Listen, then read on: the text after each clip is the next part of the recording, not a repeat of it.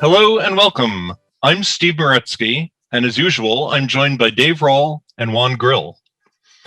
We've been giving this talk for many years now, and it's becoming apparent to us that the pace of change in mobile gaming is slowing way down.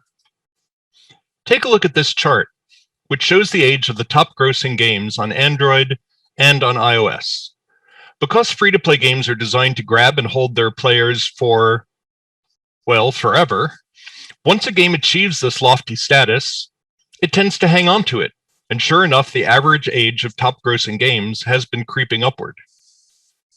In fact, if you look at the top 50 games, the average age on Android is nearly 5 years, and on iOS it's more than 5 years, which is great news if you're the publisher of one of those games, but bad news if you're making a new game and hoping to break into those top ranks.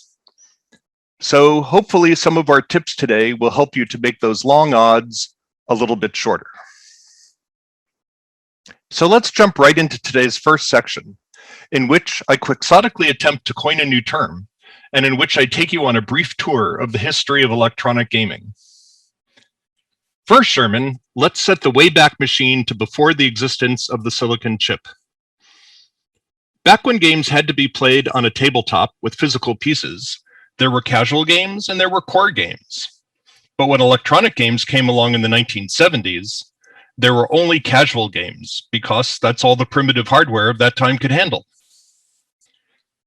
Through the early arcade era and into the dawn of home computing, electronic games continued to be pretty casual. This graph shows the changing possibility space for games, with the y-axis showing coreness and the x-axis showing the calendar year. But as the power of computers increased year by year, games quickly became more core, appealing to the young male early adopters of the first home computers.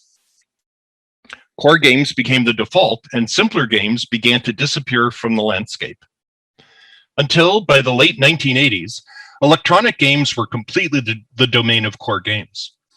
But then with the arrival of games like Shanghai and Tetris, but especially with the arrival of Solitaire included in Windows 3.1, the market bifurcated, with a core market catering to younger male players and a casual market appealing typically to older and female players, with nothing in between. But nature abhors a vacuum, and so does the game industry. And as we get into the 21st century, that area between core and casual began to fill in and create something more akin to a full spectrum, rather than a dichotomy. So, I've been talking about casual to core as if it's a single linear measure, but it's not. There are a whole bunch of characteristics that differentiate casual and core games, and all of them are somewhat independent of each other. For example, there are central mechanics like solitaire, match 3, tile removal, classic parlor games, all toward the casual side, and mechanics like FPS, role-playing games, and 4X strategy on the core side, with other mechanics that might be in the middle ground, such as racing games, which can range all the way from something like a Mario Kart to something like a Forza. In addition to the primary mechanic, games usually have one or more additional systems surrounding that central mechanic. Core games feature more of these systems, and they feature more complicated versions of these systems. Games typically start out easy, and then get harder and more complex. But that difficulty ramp is much shallower in a well-designed casual game. Casual game themes are things like farming, cooking, decorating, or world travel. Core themes are war, vampire, the zombie apocalypse, etc. Various fantasy themes can fall at either end or in the space in between. Casual games usually feature a bright and colorful art style, while core games are often dark and moody. Casual games are also more likely to be somewhat cartoony, while core games lean more toward photorealism. And casual games are more likely to depict female characters in positivist ways, while, sadly, too many core games fall back on sexist portrayals of their female characters. So together, all these different spectra combine to define an n-dimensional space between the most casual and the most core of games. So now we come to mobile gaming, which is now a little over a decade old, at least for gaming on smartphones. Out of the gate, the capabilities of smartphones were considerably greater than the first home computers, so there were casual and core games on the platform right from the start. But even though smartphones had high-resolution screens, there were other reasons that made them unsuitable for core gameplay. The impreciseness of touch interface, the small screen size, GPUs that weren't capable of producing the sort of high-quality 3D experiences that core players were used to from their PCs and their consoles, and the short and interruptible play patterns of mobile game usage. Thus was born the term mid-core to describe the core-light experiences that mobile devices were delivering for gamers. And we had a casual mid-core divide that replicated the casual core divide of the 1990s. And just like that earlier vacuum ultimately filled in, so is this newer mobile vacuum filling in with games that aren't clearly casual or mid-core. Which leads me to audaciously coin a new term, mid-casual. Please start using it as much as you can. I've always wanted to coin a new word. And, as you know, casual to mid-core isn't a single spectrum, but a whole mess of them. So let's look at a few of this new breed of mid-casual games and where they fall on some of these spectra. Coin Master is a weird hybrid of systems in which players use a slot machine to earn money and weapons. And they use the money to build villages and weapons to attack other players' villages. The slot mechanic and the art style are both solidly casual. And while there are a number of interlocking systems, all of them are pretty simple. But it's the martial theme of the game, attacking and stealing from other players, friends and strangers alike, that sets Coin Master firmly in mid-casual territory. Coin Master is many years old, but the creators, Moon Active, tinkered with it for years before finding the right formula, and revenue started taking off about 2 years ago, and the game is continuing to just mint money. Let's look at Merge Dragons. This is the game that really put the merge mechanic on the mobile game radar. The game has a linear series of levels with merging gameplay, which, if completed successfully, gives you rewards which you can use in an ever-growing permanent world which the game calls Camp. The merge mechanic is about as casual as you can get, and the graphics are colorful. Dragons as a theme can fall almost anywhere along the spectrum based on how they're portrayed, but in Merge Dragons, they are mostly pretty cute and unfrightening. But what sets Merge Dragons in mid-casual territory is its staggering number of systems, resources, currencies, timers. Even after I was playing the game for a month, I was still discovering new corners of the design that I hadn't noticed or hadn't understood until then. As you can see, that complexity hasn't hurt the game's performance, and it has made over $500 million. Speaking of merging, another game with a merge mechanic is Top War. Like many multiplayer war games, you build a base to produce troops. But in Top War, you use the merge mechanic to combine two troops into one more powerful troop. The characters are cute and cartoony, but as you can see in this comparison of a male and a female character, the game features a pretty sexist portrayal of those characters.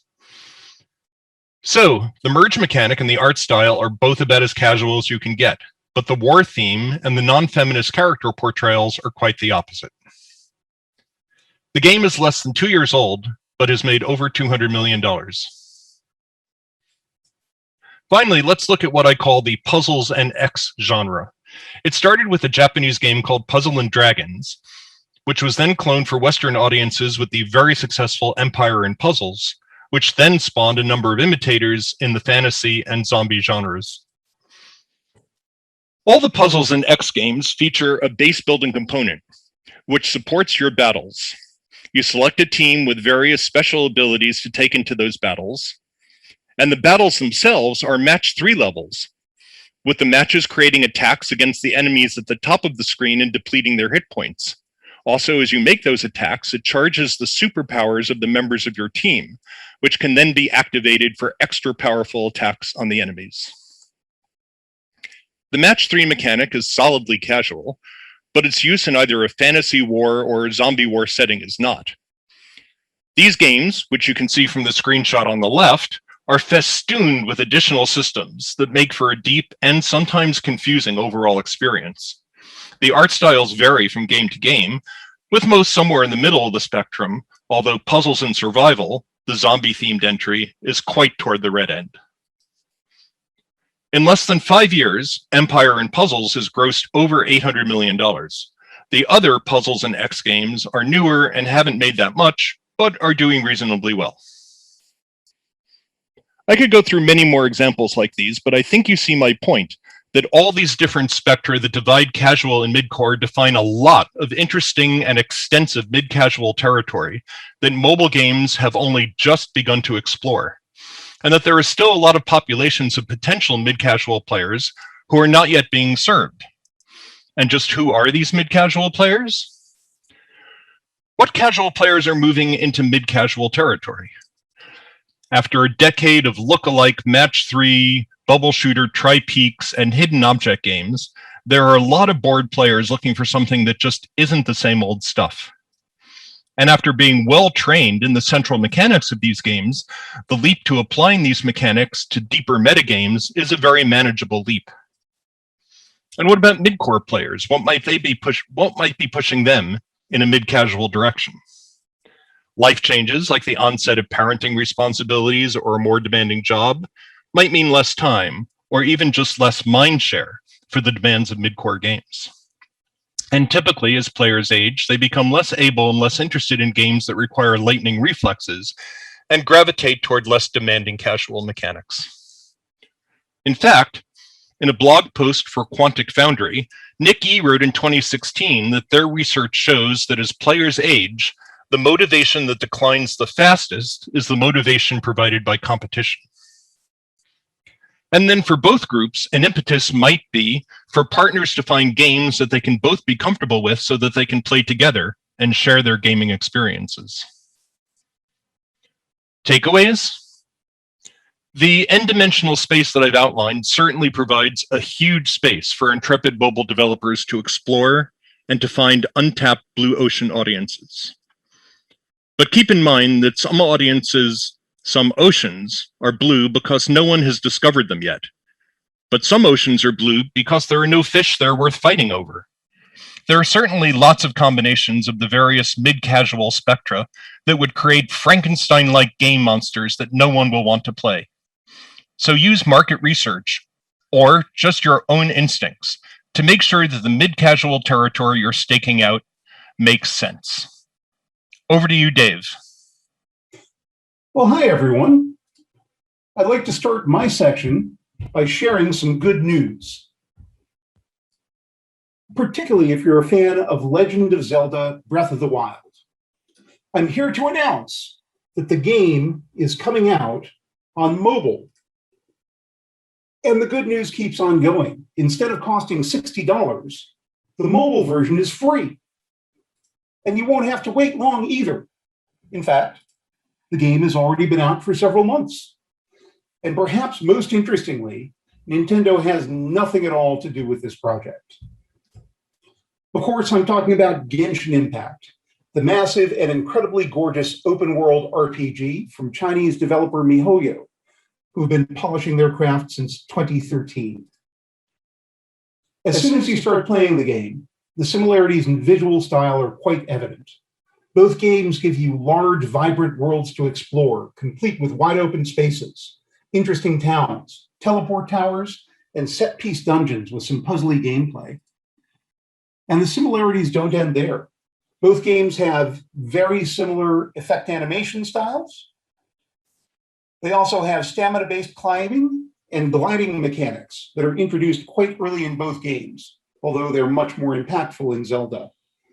Both games lean into cooking systems that are critical to helping players get through tough sections of the world and do their best to create sweeping narratives that drive player investment.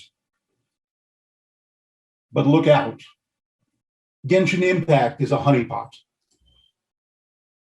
It initially presents like a typical console open world RPG where you're piloting a single character through the world. Then it gives you a second character that you can pilot with different combat abilities. Then it takes you to your first dungeon and shows you that you will be able to bring in 4 heroes maximum, which seems fine at the time because you only unlock 4 heroes in the first few hours of gameplay. But slowly and surely, the game reveals its true colors, giving you the opportunity to acquire dozens of different heroes. And you'll need a lot of them to progress through the game's increasingly difficult challenges. And true to character collector RPG form, the game has a variety of well-monetized upgrade systems, including a materials-based leveling system for characters, which itself includes a level cap that requires rare ascension materials to level up characters further. Likewise, each character has a number of equipment slots, complete with set bonuses. And each item can in turn be leveled up by sacrificing other pieces of equipment to it. And there are even more supplemental upgrade systems, like a set of passive powers and additional character abilities. And this is for every single character. It's a deep, massive system that would require hundreds, if not thousands of hours of grinding to maximize your team and progress deep into the game. But of course, there is a very well-developed store to ease the pain and sell you anything you might happen to need, in exchange for real money, of course. The mix of the core gameplay feels deep, polished, and fun, but it's worth calling out that there is some real design tension between the open world gameplay and the character collector metagame, as this excellent article on masterthemeta.com spells out. In a typical open world RPG, players are motivated to explore the world, and exploring the world further gives the player more power and upgrades that allows them to explore in turn. This doesn't fit well with the monetization method of Genshin Impact, which requires the player to grind specific quests or to purchase gacha to get the rare materials needed to advance. Master of the Meta goes far deeper in the article than I can dive into in this lecture. I highly recommend checking it out. It's an excellent analysis. In a variety of other ways, Genshin Impact is breaking new ground in mobile games. It had a development budget of over $100 million. It was also supported by a massive pre-launch offline advertising campaign in public venues and on transit. This kind of pre-launch marketing is almost unheard of in the mobile world. This may be in part because the game launched simultaneously, not just on both major mobile platforms, but also on Windows and PS4, and it's coming to Switch and PS5 soon. The gameplay and graphics are very close to identical on all platforms, and you can continue your save game on all platforms except the PlayStation, which has its own exclusive save game format. Genshin Impact is truly bringing console quality gameplay to mobile, and their launch strategy is definitely breaking new ground. Of course, this isn't the first time we've seen PC and console hardcore games come to mobile. Fortnite, PUBG, League of Legends, and Call of Duty have all launched strong mobile versions, but only after they had huge success on other platforms. So how has this worked out for MiHoYo? It's hard to call the results anything but spectacular. According to our market intelligence partners at datamagic.rocks, the game has grossed over $100 million in the last 30 days alone. And it has done it with a rare balancing act, bringing in almost equal volumes of revenue from the US, China, and Japan, defying the old adage that you can't win both in Asia and in the West. It's driven LTVs that many 5-year-old games would be envious of, despite only coming out last October, and has held its revenue levels incredibly steady across its lifespan. So, what can we learn from Genshin Impact? First of all, there's plenty of room for new horizons in mobile RPG gameplay. Genshin Impact may be the first true free-to-play open-world RPG on mobile, but it won't be the last. And it will be exciting to see what developers like Bethesda or Rockstar, who've had so much success in this genre on console and PC, will do with this inspiration when they come to mobile. Second, the gauntlet has been thrown and thrown hard for production values in core games on mobile. To say that Genshin Impact plays a lot like Breath of the Wild may be a bit snide, But to say it looks a lot like Breath of the Wild, in my opinion, one of the most gorgeous console games of all time, is high praise indeed. Although Genshin Impact blazed the trail for simultaneous console, PC, and mobile launch, I don't expect it to be alone for long. As we've seen, successful PC franchises are coming onto mobile with iterations that are more and more similar to their desktop versions. I expect this trend to continue and to accelerate. And the fact that Genshin Impact comes from MiHoYo rather than Nintendo reminds us that if you own a great PC or console franchise and don't take the initiative to bring it to mobile, someone else will take inspiration from your game and do the job for you. It's also worth noting that this is just one of a number of highly successful games from Chinese developers. In fact, more than 20% of US mobile revenues now go to games made by developers in China. If you haven't been taking the Chinese development community as a serious challenger in the Western market, Genshin Impact should make you rethink that stance.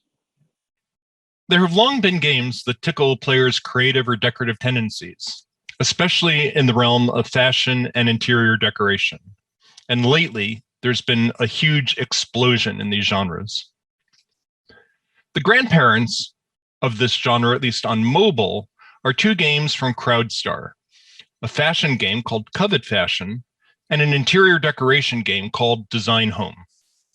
The former, which launched in 2013, has lifetime earnings of $230 million. The latter, launched in 2016, has made $470 million over its lifetime. By the way, all revenue numbers here are from AppMagic and are worldwide earnings, but only include IAP revenue, not ad-based revenue. Also, a quick note about what I mean by interior decoration games. There are certainly lots of games, such as Homescapes or Matchington Mansion, that feature a home decor-focused metagame. But these games feature a relatively distant isometric view. The interior decor games I'll be discussing feature a single room focus, a human eye level POV, and typically a more photorealistic art style. Both Covet Fashion and Design Home have the same basic structure. You're given a task, such as this one, designing a living room for a chef in Cambodia. In Covet Fashion, it might be styling an outfit for a hot date or for a business meeting. Then you decorate the room, or dress up the avatar, by selecting from a long menu of items. Some are free, but most cost either soft or hard currency. Finally, you submit your design and it gets voted on by other players, comparing 2 submissions at a time. You get your results a day or so later, with your rewards scaling based on the results of that voting. One of the recent Design Home competitors is called Redecor from WeWorks Limited. It closely imitates the Design Home core loop. You are given a room to decorate, and it transforms as you make your choices. Then, as in Design Home, you submit your design to a vote by other players. However, in Design Home, you're placing entire pieces of furniture and other decorative items. In Redecor, all you're doing is merely applying textures to preset furniture, walls, and floors. So the final products in Redecor look much more alike than the ones in Design Home. Despite that flaw, Redecor has performed quite well, earning $73 million in its 15 months or so of existence. Moving a little further away from the Design Home model, we have 2 games from Storm 8, Home Design Makeover, and following about a year later, Property Brothers Home Design. Both games feature the usual room decoration task, except that instead of the long menu of choices, you have only 3 choices for each piece of furniture, floor covering, wall art, and so forth. This follows the limited decoration choices pioneered by Gardenscapes and its many imitators. Also, there's no submission and voting component to earn the resources that you need to decorate. Instead, in Home Design Makeover, you play match 3 levels to earn the resources that you need. And in Property Brothers, you play tap to remove levels of the sort seen in Pet Rescue Saga or Toy Blast. That's really the only difference between the 2 games, other than the use of the TV show IP in the newer game. Both games have done quite well, earning a combined $190 million. Another game that has successfully married interior decoration with a Match 3 minigame is My Home Design Dreams from Zen Life. But the game that has most successfully ported Match 3 gameplay into this genre is Project Makeover, a mid-pandemic release from Magic Tavern. Like the Storm 8 games, it uses a Match 3 minigame to earn the resources that you need. But unlike those games, it uses those resources not just for interior decoration, but also for fashion dress-up missions and for makeup and sartorial missions. It's like Homescapes, Covet Fashion, and Home Design, all rolled into one well-produced package. And the makeover makers have been well rewarded with a place in the top grossing app lists and $172 million earned in less than a year. So next, I'd like to turn to 4 games that are pretty new and are trying some interesting things, though none have been out long enough to know if they're really going to amount to anything in the earnings department. Word Mansion comes from a company called AppRope, with the usual interior decoration gameplay. But instead of a voting mechanic or a Match 3 minigame, it uses an anagramming minigame of the sort made popular by the game Wordscapes. The story is similar with Makeover Master from Digital Kingdom. The oh-so-familiar interior decoration screen, but here the resources are acquired by playing a Mahjong-like tile removal game with the tiles themed to common household objects. We see the introduction of yet another minigame mechanic in Merge Design from Stonemobile. Here, to add new items to the room that you're decorating, you don't just need generic resources like coins or stars. You need to collect the ingredients of full-on recipes. You collect the items for these recipes by playing a minigame that involves a merge mechanic.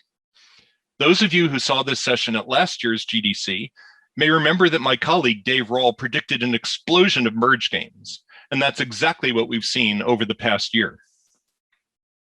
These generators, the ones indicated by a lightning icon, produce the lowest level items of a given type, which you then merge to create better and better versions of that item. And here we get to the game's biggest UX fail. Let's say you have a recipe for a level 4 pair of paint cans. You know from this tooltip that you can create that by making merges starting with level 1 tubes of paint. But which of those many generators produces tubes of paint? Each one produces a number of different level 1 objects, so you can tap on a generator for a while without knowing all the things that it produces. The game is still fairly new, and the developers hopefully have time to figure out a solution to this pretty bad UX flaw. And finally, the craziest for last, Filmmakers from GX Games. Like Project Makeover, it features both fashion design and interior design in a single game. In this case, with the conceit that you're decorating sets and actors for film shoots. But here, instead of a Match 3 or anagramming or tile removal game, there's a slot machine, just like the one in Coin Master, which gives you coins as well as the ability to steal from and attack other players. And when you attack other players, you literally bombard their sets with a giant slingshot, destroying parts of the sets. I've heard of inter-studio rivalry, but this is really taking it to a new level. And I could go on and on. Fashion Nation from Nanobit, Pocket Styler from Nord Current, and then 2 more fashion apps, Super Stylist from Crazy Labs, and one called Yes, That Dress from Lion Studios. And then there's the curious case of Korean developer Cook Apps, which is practically a factory churning out almost identical interior decoration games with almost identical names and getting almost identical non-results. Only their first effort, Caribbean Life, has barely limped past the $1 million mark after more than a year and a half. It's possible that most of their revenue is from ads, which isn't reflected in AppMagic's numbers. Of course, it's always a bad sign when the very first screen in your game is filled with fractured English. So, in any case, after reviewing all of these recent releases in both interior design and fashion, I think you can see that there's both a huge amount of cloning and huge amounts of interesting experimentation going on in this genre. So what can we learn from this? There are cases like Redecor, which are pretty clony, but doing well. But there are many more examples of clones that aren't going anywhere. We have games like Home Design Makeover and Project Makeover that are trying new formulas and new mini games and are being pretty amply rewarded. And there are newer experiments with merge and slots and anagramming and tile removal, where it's too early to tell if those will turn out to be winning formulas. But in my opinion, the preponderance of evidence is that there's still some blue ocean in this genre, and lots of experiments that haven't been tried yet. And the odds are you'll have a higher chance of success in trying something that hasn't been done before, rather than just cloning an already successful and deeply entrenched game. Back to you, Dave. Thanks very much, Steve. So, as Steve mentioned in the introduction, a lot of the top grossing games are getting a bit long in the tooth. This left me casting about for some recent releases to analyze for you today. I thought about discussing Uma Musume Pretty Derby, which is a top 10 grossing game that released in February and grossed $88 million last month alone, despite only being available in Japan. It appears to be a horse racing and training game where all the horses had been replaced by anime schoolgirls. But then my brain shattered into a million pieces and I just couldn't. So instead, I would like to take a look at idle RPGs, a fascinating mid-course subgenre, through the lens of two 2019 releases, AFK Arena and Ulala Idle Adventures. At Mobile Game Doctor, we are well known for our work on idle games. So what do we think of when we think of idle games? Typically, we think of something like Adventure Capitalist, the classic mobile idler. In AdCap, the player owns a number of businesses, each of which produces money over a fixed period of time. The player buys more copies of each business to make more money, but each copy gets successively more expensive.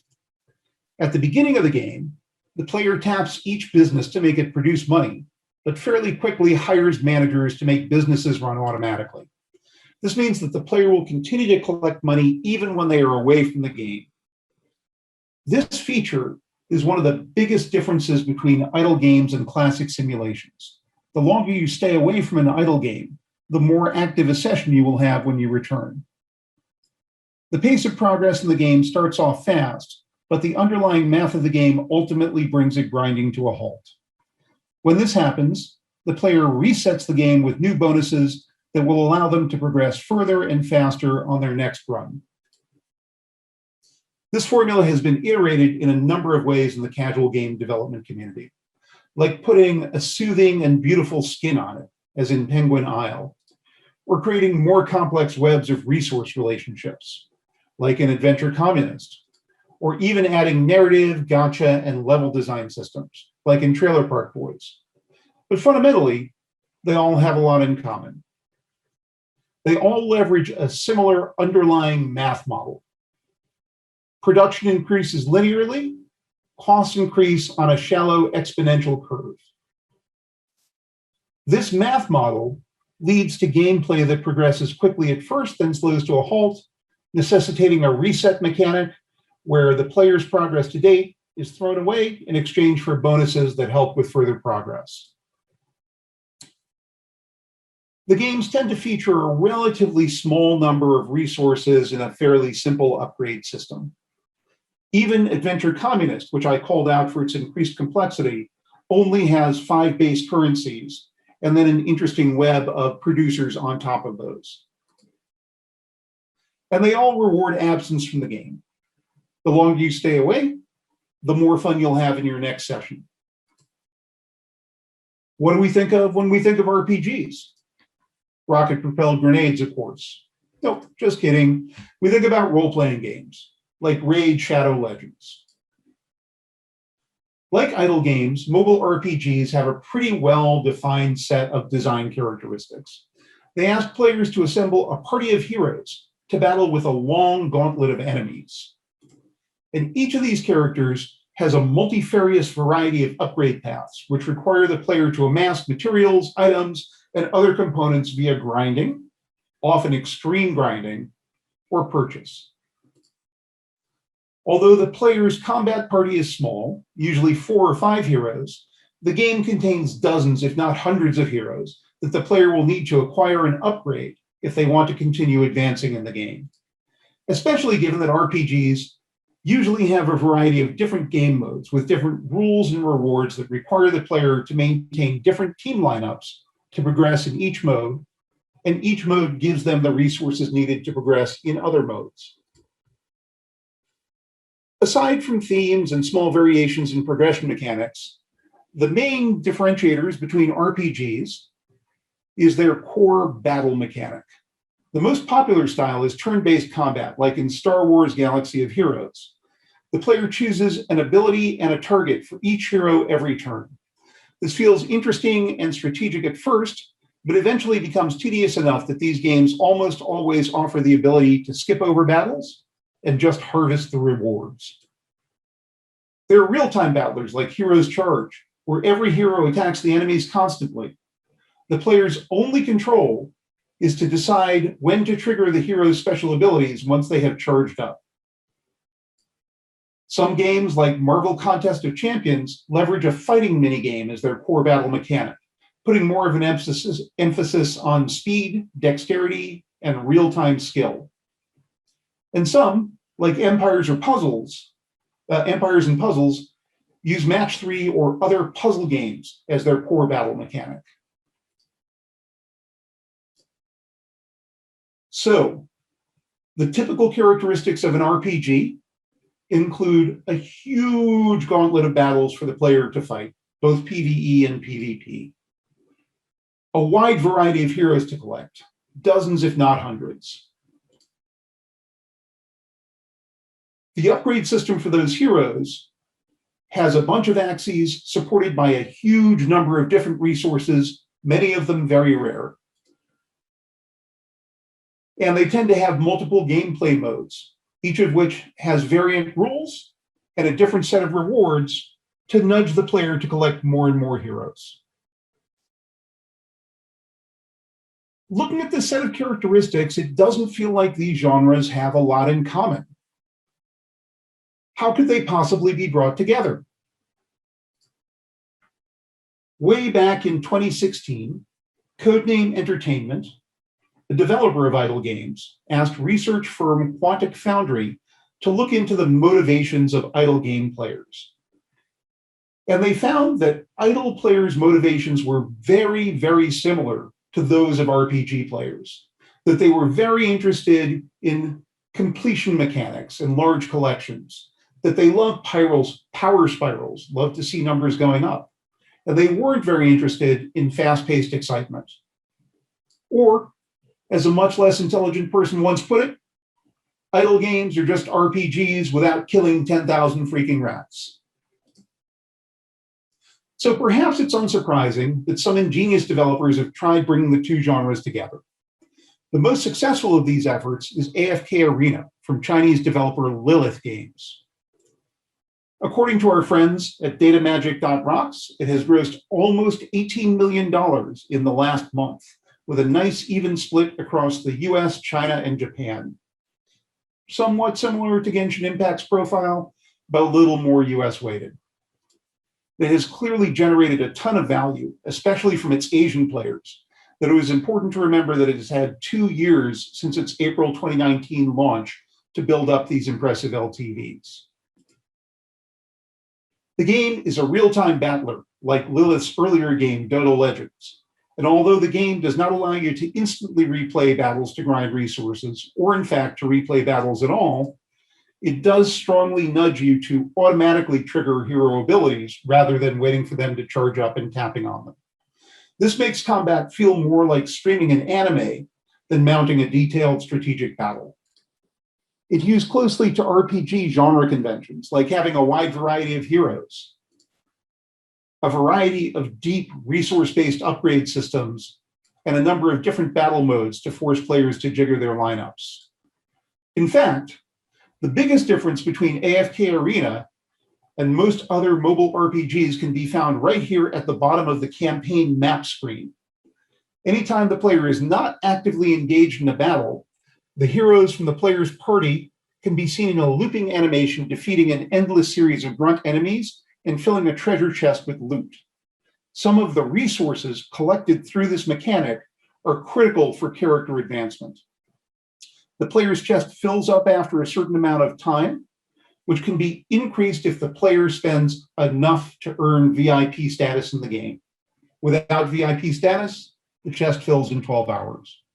It provides a great way to bring players back to the game with a compelling set of notifications.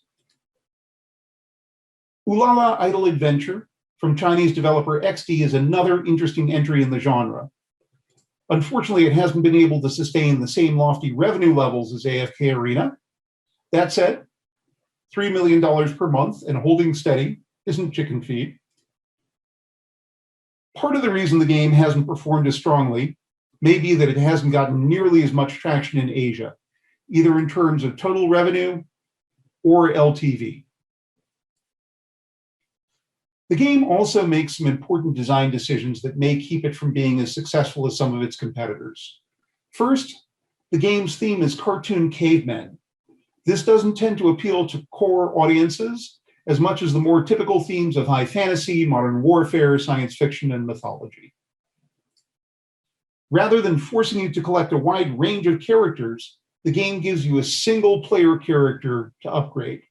They try hard to create opportunities for spending with a variety of character, weapon, pet, and other upgrade systems, but it just doesn't work nearly as well as having to upgrade dozens of heroes. And they also allow the player to stay offline for much longer periods of time. And they increase that time based on player levels rather than on spend levels. This creates perverse incentives for established players to stay away from the game longer and decreasing the frequency with which they can send highly engaging notifications. So as we look at the current crop of idle RPGs, we can see that they owe far more of their design DNA to RPGs than to idle games. And when you look at the comparative analysis of AFK Arena and Ulala Idle Adventure, you find that the closer they hew to RPG genre conventions, the more money they make. That said, there are plenty of interesting lessons to take from these games. As mentioned earlier, the current crop of idle RPGs is far more RPG than idle game. But it doesn't have to be that way. And it will be interesting to see where developers move the dividing line between the genre in coming years. The character collector RPG meta is a proven monetization framework that has shown success in a number of hybrids, including fighting RPGs, puzzle RPGs, and idle RPGs. On the other hand, we haven't seen that many attempts at hybridizing idle games. Where are the idle puzzle games, the idle slots games, the idle builder games? We haven't seen them yet, but I expect it to be exciting when we do. Thank you, guys. So now we are in the part of the presentation where we talk about interesting mechanics in mobile games released in the past 12 months. So the first game I want to talk about is called Gun Rounds. And Gun Rounds combines elements of turn-based role-playing games, collectible card games, and arcade games. And all the levels in Gun Rounds are procedurally generated. You are presented with a group of enemies in front of you and a set of weapons randomly picked by the procedurally generated engine. You defend yourself by making taps when bullets come towards you, and then you get to make the choice of what weapon to use, and each weapon has different characteristics. So it allows for very interesting strategic choices depending on what is presented to you in terms of enemies and presented in terms of weapons. The way that you choose to use those weapons is by using the energy tokens, the weapon tokens that each weapon consumes. And the way that you earn those weapon tokens is by beating a level or by defending yourself. As you just saw, the more you defend yourself, the more weapon tokens you are. So, in all, Gunruns combines these multiple elements from well-known genres, but into a very unique package that is really fun to play. The next game that I want to talk about is Suida. And this is one of those games that make you think why this hasn't been done before. Because as you can see on the screen, what basically Suida is a combination of match 3 games and solitaire.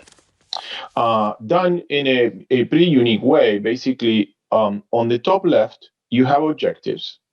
And some of the objectives are simple, such as combine 3 elements, 3 cards of the same suit in a row. Some of them are a little bit more difficult, such as we want a sequence of cards. And as you combine the cards and they create matches and complete objectives, some other cards fall from the top. But also in every turn you get a card, and the cards among the cards, it also contains cards that allow you to make strategic choices, such as power-ups or advantages in general. So basically, the goal of the game is to continue playing and to get the highest score possible. So I think that it's like I said in the beginning, it's one of those games where you really think, oh, this is so simple, and why it hasn't done before. It now has. The next game I want to talk about is called Lure, and I have to admit that I'm quite fond of simple abstract aesthetics, and that's one of the first things that drove me to Lure. But what really drove me to continue playing is the fact that it's a very accessible mobile game, because it has a very simple premise, which is you have to lure the enemies towards the sun. And what's interesting about Lure is that as it moves forward, as you move progress through the game, the elements of gameplay get combined in different shapes or forms in order to evolve and not necessarily provide a completely new experience. So that makes the game a lot more accessible than other arcade type of games. And what's also great about it is that there is an element of difficulty that ramps considerably over time. So it presents a lot more difficult challenges. But because they're constructed on top of existing elements of gameplay or derivatives of those elements of gameplay, it creates an experience that is very easy to understand. It's very difficult. So it appeals to players who have enjoyed games such as Chameleon Run, which is a game that I spoke a few years ago about how a simple premise with really a hard difficulty would be very addictive, because you want to just play again until you actually beat it. So that's why I think Lure is a very interesting game. And that's it. Thank you, everybody, for joining us today. We hope you enjoyed the presentation and got some value out of it. You can contact us all directly via email if you have any questions, using the addresses shown on the screen. And while we're still here, we would be happy to answer as many of your questions as we can via the chat here, right in the session. Thanks for coming.